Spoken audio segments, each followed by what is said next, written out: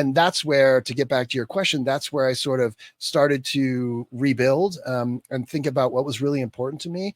My 10-year-old son asked me recently for the first time ever, I just out of nowhere, what's the meaning of life? Like, he literally, those were the words that he asked. And on the spur of the moment, what came out was purpose. And I really think that that is right. And to your question, that is what sort of helped me rebuild and reshape my life to get off that bumpy path onto, a smoother one, as sort of you're pointing at.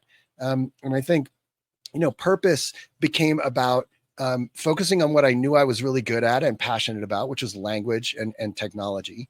And then, to the helping people, I got into mentoring. There was this sort of confusion around fatherhood and manhood. I'm not blaming my dad for that, but he just wasn't the best at sort of helping with those kinds of things. And so I started working with young boys, middle school, teenagers, through a program called Boys to Men that's actually based in San Diego.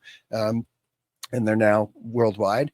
And what I discovered was, just sort of the basics of what it is to be a man, and even maybe to be a parent, which is just to be present, to focus on protecting others and supporting others, and not be so focused on trying to advance your own interests.